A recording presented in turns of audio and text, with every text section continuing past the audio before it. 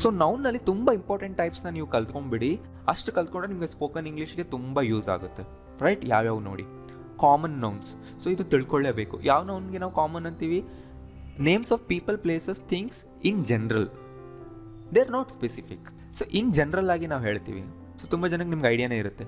City, table, fan, chair, girl, boy. So ಈ ಥರ ಹೇಳಿದ್ರೆ ಜನರಲ್ ಆಗಿ ಹೇಳ್ತಾ ಇದೀವಿ. ಅವು ಸ್ಪೆಸಿಫಿಕ್ ಆಗಿ ಒಂದು ವಸ್ತು ಅಥವಾ ವ್ಯಕ್ತಿನ ಅಥವಾ ಪ್ಲೇಸ್ನ ಗುರುತಿಸ್ತಿಲ್ಲ generally. Proper nouns, names of absolutely unique people, places or things. Unique ಅಂದರೆ ಯಾರಾದರೂ ಒಬ್ಬರನ್ನ ಐಡೆಂಟಿಫೈ ಮಾಡೋ ಥರ ಇರೋದು. ಪ್ಲೇಸ್ ಆಗಿರ್ಬೋದು, ಪೀಪಲ್ ಆಗಿರ್ಬೋದು, ಥಿಂಗ್ಸ್ ಆಗಿರ್ಬೋದು. ಒಬ್ಬ ಪರ್ಸನ್ ಅಥವಾ ಒಂದು ಪ್ಲೇಸ್ ಅಥವಾ ಒಂದು ವಸ್ತುನ ಐಡೆಂಟಿಫೈ ಮಾಡುತ್ತೆ ಆ ಹೆಸರು. ಅದು ತುಂಬ ಸ್ಪೆಸಿಫಿಕ್ ಆಗಿರುತ್ತೆ. Kiran, Suma, India, Samsung, Taj Mahal. So ಇವೆಲ್ಲ ಹೆಸರುಗಳು ಯೂನಿಕ್ ಆಗಿರುತ್ತೆ. ಅದರಿಂದ ನಾವು ಯಾರು ಅನ್ನೋದನ್ನ ಗುರುತಿಸ್ಬೋದು. ಸೊ ಕಾಮನ್ ನೌನಿಂದ ಇಂಡಿವಿಜುವಲ್ನ ಗುರುತಿಸೋಕೆ ಬರಲ್ಲ. ಪ್ರಾಪರ್ ನೌನಿಂದ ಇಂಡಿವಿಜುವಲ್ನ ಗುರುತಿಸ್ಬೋದು. ಅಷ್ಟು ನೆನ್ಪಿಟ್ಕೊಳ್ಳಿ. ಸೊ ಇಲ್ಲಿ ನೋಡಿ, he is drinking juice. So ಇಲ್ಲಿ ಜ್ಯೂಸ್ ಅನ್ನೋದು ಒಂದು ನೌನ್, ಇದು ಕಾಮನ್ ನೌನ್. ಯಾವ ಜ್ಯೂಸ್ ಕುಡಿತಿದ್ದಾನೆ ಗೊತ್ತಿಲ್ಲ, ಕಾಮನ್ ವರ್ಡ್ ಯೂಸ್ ಮಾಡಿದೆ ಜ್ಯೂಸ್ ಅಂತ. But he is drinking coke ಅಂತ ನಾನು ಹೇಳಿದೆ. ಇವಾಗ ಗೊತ್ತಾಯ್ತೋ ಅವ್ನು ಏನು ಕುಡಿತಿದ್ದಾನೆ ಅಂತ. ಸೊ ಕೋಕಿಂದ ಅವನ ಡ್ರಿಂಕ್ನ ನೀವು ಗುರುತಿಸಿದ್ರಿ. Kiran is drinking coke. So ಯಾರು ಕುಡಿತಿದ್ದಾರೆ ಅನ್ನೋದು ಈಗ ಗೊತ್ತಾಯ್ತು. ಕಿರಣ್ ಅನ್ನೋದು ಪ್ರಾಪರ್ ನೌನ್, ಕೋಕ್ ಅನ್ನೋದು ಪ್ರಾಪರ್ ನೌನ್, ಬಟ್ ಜ್ಯೂಸ್ ಅನ್ನೋದು ಕಾಮನ್ ನೌನ್. ಈ ಥರ ಇರುತ್ತೆ. ಎಕ್ಸಾಂಪಲ್ಸ್ ನೋಡಿ ಇಲ್ಲಿ. Common nouns: city, singer, school, country, people. So ಈ ಥರ ವರ್ಡ್ಸ್ಗಳಿಗೆ ನಾವು ಕಾಮನ್ ನೌನ್ ಅಂತೀವಿ. ಯಾವ ಸಿಟಿ ಗೊತ್ತಿಲ್ಲ, ಒಂದು ಇಂಡಿವಿಜುವಲ್ನ ಗುರುತಿಸೋಕ್ಕಾಗ್ತಿಲ್ಲ.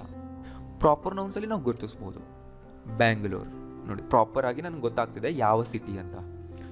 ಯುವರಾಜ್, ಸೊ ಯಾವ ವ್ಯಕ್ತಿ ಅನ್ನೋದು ಗೊತ್ತಾಯ್ತು ನಿಮಗೆ. India, Samsung, Taj Mahal. Common ನೌನಿಂದ ನಿಮಗೆ ಗುರುತಿಸೋಕ್ಕಾಗಲ್ಲ, ಪ್ರಾಪರ್ ನೌನಿಂದ ಗುರುತಿಸೋದಕ್ಕೆ ಆಗುತ್ತೆ. ಪ್ರಾಪರ್ ನೌನ್ಸ್ ಅಂದ್ರೇನು? ಮನುಷ್ಯರು ಇಟ್ಟಿರುವಂಥ ಹೆಸರುಗಳೇ ಪ್ರಾಪರ್ ನೌನ್ ಆಗಿರುತ್ತೆ. ಸೊ ಬ್ಯಾಂಗ್ಳೂರ್ ಹೆಸರಿಟ್ಟಿದ್ದಾರೆ, ನನ್ನ ಹೆಸರು, ನನಗೂ ಕೂಡ ಹೆಸರು ಇಟ್ಟಿದ್ದಾರೆ. ಸ್ಯಾಮ್ಸಂಗ್, ಅದಕ್ಕೂ ಕೂಡ ಒಂದು ಹೆಸರು ಇಟ್ಟಿದ್ದಾರೆ. ಸೊ ಈ ಥರ ಇಟ್ಟಿರೋ ಹೆಸರುಗಳಿಗೆ ನಾವು ಪ್ರಾಪರ್ ನೌನ್ಸ್ ಅಂತ ಕರಿತೀವಿ. ಅಬ್ಸ್ಟ್ರಾಕ್ಟ್ ನೌನ್ಸ್, ಇದು ಕೂಡ ಇಂಪಾರ್ಟೆಂಟ್. ಅಬ್ಸ್ಟ್ರಾಕ್ಟ್ ನೌನ್ಸ್ಗಳು ಕೂಡ ನೇಮ್ಸೇ. ನೌನ್ ಅಂದ ತಕ್ಷಣ ನೇಮ್ ಅನ್ನೋದೇ ನಿಮ್ಮ ತಲೆ ಒಳಗೆ ಬರಬೇಕು. Names of intangible things. Intangible things ಅಂದರೆ ನಾವು ಅದನ್ನು ನೋಡೋದಕ್ಕಾಗಲ್ಲ, ಟಚ್ ಮಾಡೋದಕ್ಕಾಗಲ್ಲ, ಜಸ್ಟ್ ಫೀಲ್ ಮಾಡ್ಕೋಬಹುದು, ಜಸ್ಟ್ ಇಮ್ಯಾಜಿನ್ ಮಾಡ್ಕೋಬಹುದು ಅಷ್ಟೇ. Such as concepts, ideas, feelings, characteristics, attributes. ಇವುಗಳಿಗೆ ಇರುವಂತಹ ಹೆಸರುಗಳಿಗೆ ನಾವು ಅಬ್ಸ್ಟ್ರಾಕ್ಟ್ ನೌನ್ಸ್ ಅಂತೀವಿ. ಅಬ್ಸ್ಟ್ರಾಕ್ಟ್ ಅಂದ್ರೇ ಅರ್ಥ ಒಂದು ರೀತಿ ಇಮ್ಯಾಜಿನಬಲ್, ಕಣ್ಣಿಗೆ ಕಾಣದೇ ಇರೋದು, ಜಸ್ಟ್ ಎಕ್ಸ್ಪೀರಿಯನ್ಸ್ ಅಥವಾ ಫೀಲಿಂಗ್ನಲ್ಲಿ ಗೊತ್ತಾಗುವುದು. Love, belief, happiness, assistance, achievement, concentration, ಈ ಥರ ವರ್ಡ್ಸ್ಗಳಿರುತ್ತೆ. ಸೊ ಇವುಗಳು ನೇಮ್ಸೇ. ಯಾವುದಕ್ಕೆ ಇಟ್ಟಿರುವಂತಹ ನೇಮ್ಸ್? ಆ ಎಕ್ಸ್ಪೀರಿಯನ್ಸ್, ಫೀಲಿಂಗ್ಸ್ಗೆ ಇಟ್ಟಿರುವಂತಹ ಹೆಸರುಗಳು. ಇವುಗಳನ್ನ ನಾವು ನೋಡೋಕ್ಕಾಗಲ್ಲ, ಜಸ್ಟ್ ಎಕ್ಸ್ಪೀರಿಯನ್ಸ್ ಮಾಡ್ಕೋಬಹುದು, ಫೀಲ್ ಮಾಡ್ಕೋಬಹುದು. ರೈಟ್. ಸೊ ಜಸ್ಟ್ ಇವುಗಳನ್ನ ಕೂಡ ನೌನ್ಸ್ ಅಂತಾನೆ ನೆನಪಿಟ್ಟುಕೊಳ್ಳಿ. Next, countable nouns. ಸಿಂಪಲ್ ಹೆಸರೇ ಹೇಳ್ತಿದೆ. ಯಾವ ನೌನ್ನ ನಾವು ಕೌಂಟ್ ಮಾಡೋಕ್ಕಾಗುತ್ತೋ, ಎಣಿಸೋದಕ್ಕಾಗುತ್ತೋ ಅವುಗಳನ್ನ ನಾವು ಕೌಂಟಬಲ್ ನೌನ್ಸ್ ಅಂತೀವಿ. They are individual and separable. ಅವು ಇಂಡಿವಿಜುವಲ್ ಆಗಿರುತ್ತೆ, ಸೆಪರೇಟ್ ಆಗಿರುತ್ತೆ. ಆ್ಯಂಡ್ ತುಂಬ ಇಂಪಾರ್ಟೆಂಟ್, ಇಲ್ಲಿ ನೆನ್ಪಿಟ್ಕೊಳ್ಳಿ, ಕೌಂಟಬಲ್ ನೌನ್ಸ್ ಜೊತೆಗೇನೆ ನಾವು ಎ ಆ್ಯನ್ನ ಯೂಸ್ ಮಾಡ್ತೀವಿ. ನಾನು ಮುಂದಿನ ಕ್ಲಾಸ್ನಲ್ಲಿ A and the in depth ಆಗಿ ಹೇಳ್ಕೊಡ್ತಾ ಇದ್ದೀನಿ. ಅಲ್ಲಿ ನಾನು ಕೌಂಟಬಲ್, ಅನ್ಕೌಂಟಬಲ್ ಅನ್ನೋದನ್ನು ತುಂಬ ಸರಿ ಯೂಸ್ ಮಾಡ್ತೀನಿ. ಈಗಲೇ ಪೂರ್ತಿಯಾಗಿ ಅರ್ಥ ಮಾಡ್ಕೊಳ್ಳಿ. ಕೌಂಟಬಲ್ ನೌನ್ ಅಂದರೆ ಯಾವುದು, ಅನ್ಕೌಂಟಬಲ್ ನೌನ್ ಅಂದರೆ ಯಾವುದು, ಡಿಫ್ರೆನ್ಸ್ ಏನು, ಹೇಗಿರುತ್ತೆ ಅನ್ನೋದು ಇಲ್ಲೇ ತಿಳ್ಕೊಂಬಿಡಿ. ಎ ಆ್ಯಂಡ್ ದ ಆರ್ಟಿಕಲ್ಸ್ ಹೇಳ್ಕೊಡೋವಾಗ ನಿಮಗೆ ತುಂಬ ಈಸಿ ಆಗುತ್ತೆ. ನಾನು ಆರ್ಟಿಕಲ್ಸ್ನ 3-4 ಕ್ಲಾಸಸ್ನಲ್ಲಿ ಎಕ್ಸ್ಪ್ಲೈನ್ ಮಾಡ್ತಾ ಇದ್ದೀನಿ. ರೈಟ್. ಸೊ ಯಾವ ನೌನ ನಾವು ಕೌಂಟ್ ಮಾಡ್ತೀವಿ, ಕೌಂಟ್ ಮಾಡೋಕ್ಕಾಗುತ್ತೆ. ಟೇಬಲ್ಸ್, ಫ್ಯಾನ್ಸ್, ಚೇರ್ಸ್, ಈ ರೀತಿ ಯಾವ್ಯಾವ್ದು ಇರುತ್ತೆ, ಯಾವುದು ಕೌಂಟ್ ಮಾಡೋಕ್ಕೆ ಸಾಧ್ಯ, ಅವುಗಳನ್ನ ಕೌಂಟಬಲ್ಸ್ ಅಂತೀವಿ. ಅವುಗಳಿಗೆ ಮಾತ್ರ ಎ ಮತ್ತು ಆ್ಯನ್ನ ಯೂಸ್ ಮಾಡ್ತೀವಿ. And we can use many, few. Many ಅಂದರೆ ಹಲವು, ಫ್ಯೂ ಅಂದರೆ ಕೆಲವು. ಈ ವರ್ಡ್ಸ್ಗಳನ್ನ ಕೂಡ ನಾವು ಕೌಂಟಬಲ್ ನೌನ್ ಜೊತೆಗೇನೆ ಯೂಸ್ ಮಾಡೋದು. ನೋಡಿ ಇಲ್ಲಿ, ಟೇಬಲ್. ಟೇಬಲ್ ಅನ್ನೋದು ಒಂದು ನೌನ್, ಬಟ್ ಇದನ್ನು ಕೌಂಟ್ ಮಾಡ್ಬೋದು. ಒಂದಿದ್ರೆ 1 ಟೇಬಲ್ ಅನ್ಬೋದು ಅಥವಾ ಅ ಟೇಬಲ್ ಅನ್ಬೋದು. 10 ಟೇಬಲ್ಸ್ ಪ್ಲೂರಲ್ ಕೂಡ ಮಾಡಬಹುದು. ಕೌಂಟಬಲ್ ನೌನ್ನ ಪ್ಲೂರಲ್ ಕೂಡ ಮಾಡ್ಬೋದು, ಇದು ನೆನ್ಪಿಟ್ಕೊಳ್ಳಿ. ನಾವು ಪ್ಲೂರಲ್ ಮಾಡೋ ರೂಲ್ಸ್ನ ಕೂಡ ನೆಕ್ಸ್ಟ್ ಕ್ಲಾಸಲ್ಲಿ ಹೇಳ್ಕೊಡ್ತೀನಿ. Phone, a phone, many phones. Ambulance, an ambulance, a few ambulances. So ಈ ಥರ ಇರುತ್ತೆ. ಕೌಂಟ್ ಮಾಡೋಕ್ಕಾಗ್ತಿದೆ ಅಲ್ವಾ? ಸೊ ನೋಡಿ, ಎ, ಆ್ಯನ್, ಫ್ಯೂ, ಮೆನಿ ಇದರಲ್ಲಿ ಮಾತ್ರ ಯೂಸ್ ಮಾಡೋದಕ್ಕೆ ಸಾಧ್ಯ.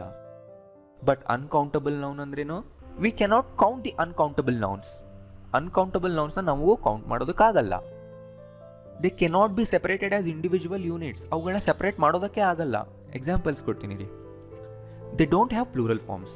ಇದನ್ನು ನೆನ್ಪಿಟ್ಕೊಳ್ಳಿ. ಯಾವುದನ್ನು ನಾವು ಸೆಪ್ರೇಟ್ ಮಾಡೋಕ್ಕಾಗಲ್ಲ, ಯಾವ ಇಂಡಿವಿಜುವಲ್ ಯೂನಿಟ್ಸ್ನಲ್ಲಿ ಇರಲ್ಲ, ಸೊ ಪ್ಲೂರಲ್ನಲ್ಲಿ ಕೂಡ ಇರೋದಿಲ್ಲ. ಆದ್ದರಿಂದ ಅನ್ಕೌಂಟಬಲ್ ನೌನ್ಸ್ಗೆ ಪ್ಲೂರಲ್ ಇರಲ್ಲ, ಪ್ಲೂರಲ್ ಫಾರ್ಮಲ್ಲಿ ಇರೋಲ್ಲ ಯಾವತ್ತು. ಕೆಲವು ಎಕ್ಸೆಪ್ಷನ್ಸ್ ಇದೆ, ಅದನ್ನು ಕೂಡ ನಾನು ಹೇಳ್ಕೊಡ್ತೀನಿ ಮುಂದೆ. We can't use them with a and an, ಹೇಳಿದ್ನಲ್ವಾ. ಸೊ ಅದನ್ನು ಇಂಡಿವಿಜುವಲ್ ಆಗಿ ನಾವು ಸೆಪ್ರೇಟ್ ಮಾಡೋಕ್ಕಾಗಲ್ಲ ಅಂದಮೇಲೆ ಎ ಆ್ಯನ್ನ ಕೂಡ ಯೂಸ್ ಮಾಡೋಕ್ಕಾಗಲ್ಲ. ನೆನ್ಪಿಟ್ಕೊಳ್ಳಿ, ಅನ್ಕೌಂಟಬಲ್ ನೌನ್ ಜೊತೆ ಎ ಆ್ಯನ್ ಯೂಸ್ ಮಾಡೋಕ್ಕಾಗಲ್ಲ. ಮಚ್ ಲಿಟಲ್ ವರ್ಡ್ಸ್ಗಳನ್ನ ಯೂಸ್ ಮಾಡ್ಬೋದು. ಮಚ್ ಅಂದರೆ ಹೆಚ್ಚು, ಮೆನಿ ಅಂದರೆ ಹಲವು, ಲಿಟಲ್ ಅಂದ್ರೇನು ಸ್ವಲ್ಪ, ಫ್ಯೂ ಅಂದರೆ ಕೆಲವು.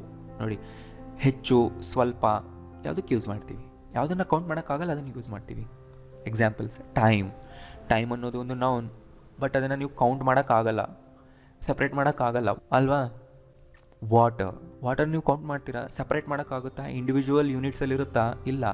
ಮನಿ, ಇನ್ಫಾರ್ಮೇಷನ್, ಎಲೆಕ್ಟ್ರಿಸಿಟಿ ಇವೆಲ್ಲವೂ ಕೂಡ ಅನ್ಕೌಂಟಬಲ್ ನೌನ್ಸ್. ಈ ರೀತಿ ಇರುತ್ತೆ, ಇವುಗಳನ್ನು ಕೌಂಟ್ ಮಾಡೋಕ್ಕಾಗಲ್ಲ. ಆದ್ದರಿಂದ ಅ time, a few water, many information, an electricity, an information ಈ ಥರ ಹೇಳಕ್ಕೆ ಬರಲ್ಲ. ನೀವು ಹೇಳಿದ್ರೆ ತಪ್ಪು, ರೈಟ್? ಇದೇ ಡಿಫ್ರೆನ್ಸ್.